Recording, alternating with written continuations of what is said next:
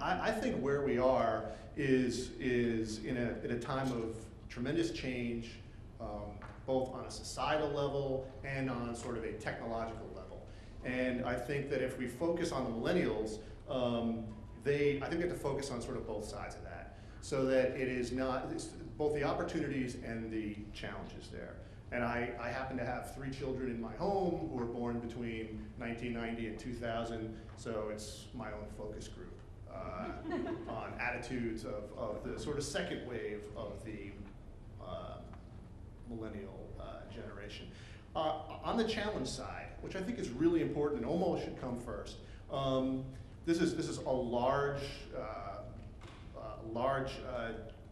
generational group that faces challenges in our society in terms of jobs and employment, in terms of student debt, and I think in terms of sort of having grown up in the years after the attacks of September 11th, and with the idea that the world is a dangerous place. And I think some of that fear is important to consider. And I think there is, when we discuss social media and networks and privacy and things like that, there is, it's not all sweet-smelling roses there, and there is concern that has been well documented among that generation on that level. On the other side of that, on the sort of not-for-profit side, we have more nonprofits than ever, and it seems to be growing every year.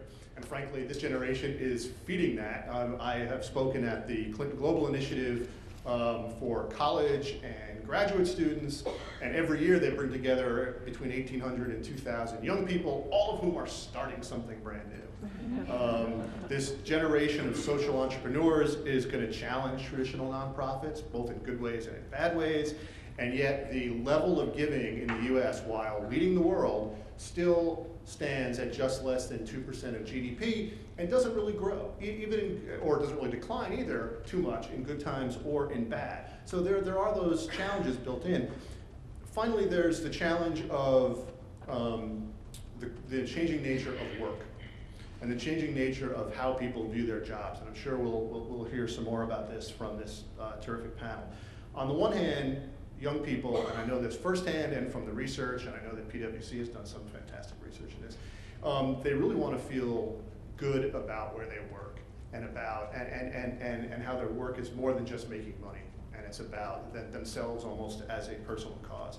But secondly, the nature of that work is changing. We also live in an era when the freelance economy is growing rapidly.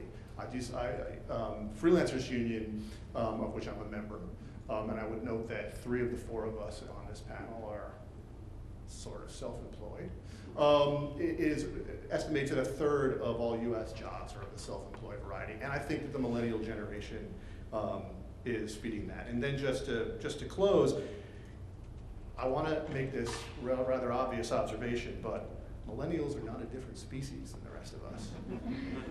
They are us, and they share our values and our ideals of the world. They just have had access to more information than anybody ever has in human history before that. So I would suggest at the outset of this panel that we don't talk about planning for them, but that we talk about planning with them.